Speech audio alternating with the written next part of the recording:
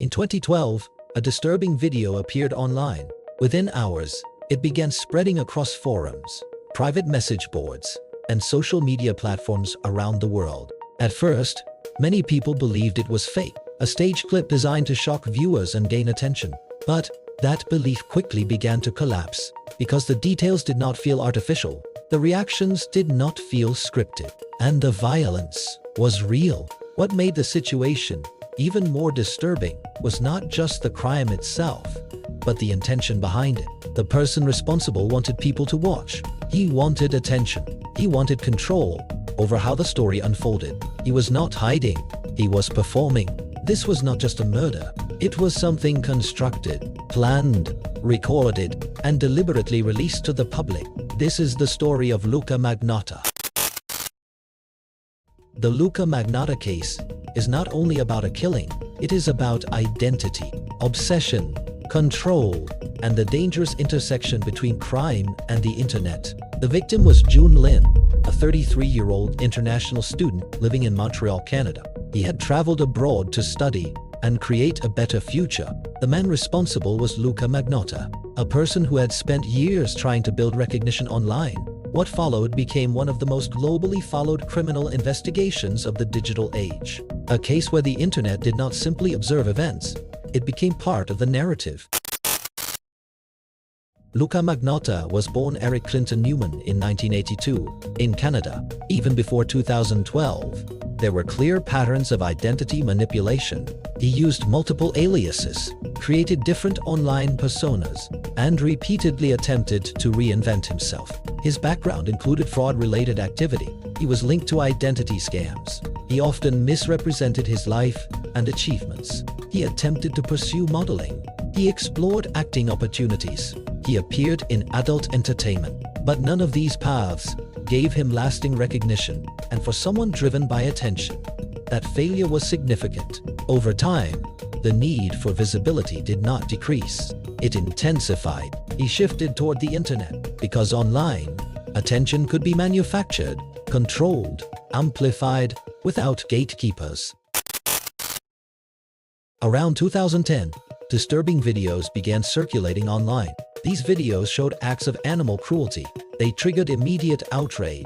But beyond outrage, there was concern because the behavior appeared deliberate, structured, and escalating. Online communities began analyzing the videos in detail. They examined room layouts, furniture placement, electrical outlets, shadows, reflections. Every small detail became a potential clue. This was not law enforcement, but it was organized, persistent, and global.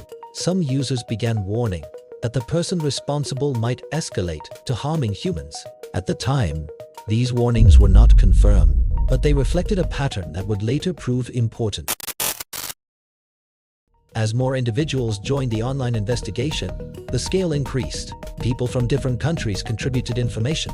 Forums became investigative hubs. The internet became a decentralized tracking network. However, it had limitations. Not all information was verified. Some conclusions were speculative. Others were incorrect. Still, one consistent observation remained. The individual behind the videos was seeking attention, and escalation appeared to be part of that behavior. This concept, attention-driven escalation, would later become central to understanding the case. On May 24 to 25, 2012, Jun Lin met Luka Magnotta in Montreal. The exact platform through which they connected is not confirmed. According to court records, Lin went to Magnotta's apartment. What happened next was not spontaneous. It was deliberate. Lin was restrained and then killed. The act was recorded, not accidentally, but intentionally. A video titled "One Lunatic, One Ice Pick" was later uploaded online. After the killing, the body was dismembered. Packages containing remains were mailed to political offices and institutions across Canada. This transformed the crime from a homicide into something designed for maximum visibility. On May 29, 2012, authorities discovered a package containing human remains. Additional packages were intercepted. Police traced the origin back to Magnotta's apartment. Inside, investigators recovered further evidence. The victim was identified as June Lin. At this point, the investigation intensified rapidly. Law enforcement agencies coordinated across regions. The case was no longer local. It had become international. Shortly after the crime, Magnotta fled Canada. On May 26th, he left the country. He traveled across Europe using false identities, changing locations, avoiding detection. Authorities began tracking his movements. International cooperation became essential. Alerts were issued. Information was shared globally. Then, on June 4, 2012, he was located in Berlin, Germany, inside an internet cafe. Reports indicated he was recognized while viewing news coverage about himself. The attention he had created led directly to his capture. Magnotta was arrested without resistance. His identity was confirmed. He was taken into custody and extradited back to Canada. The manhunt had ended, but the legal process had just begun. The trial began in September 2014. The defense argued that Magnotta was suffering from mental illness, including claims related to schizophrenia. They suggested he was not fully responsible for his actions. The prosecution presented a different argument, one based on planning, preparation, and intent. Evidence included recorded footage, internet search history, travel records, attempts to conceal identity. The court examined whether the crime was deliberate or the result of impaired judgment. The verdict was clear: guilty of first-degree murder. Magnotta was sentenced to life imprisonment, with no possibility of parole for 25 years.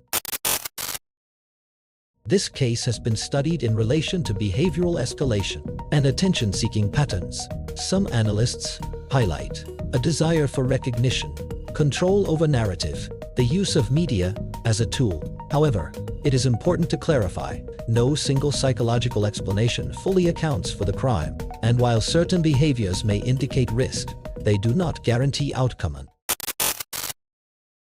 The case had global impact. It demonstrated how digital platforms can be used in criminal acts. It raised questions about anonymity and about how quickly information spreads. Online communities contributed early insights, but law enforcement conducted the official investigation. The case showed how attention itself can become part of a crime.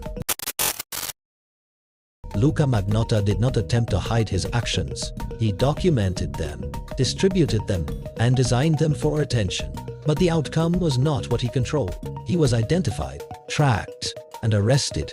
At the center of the case was June Lin, a man who lost his life and became part of one of the most widely followed investigations of the digital era. Even now, the case raises difficult questions about identity, about escalation, and about what happens when the pursuit of attention overrides everything else.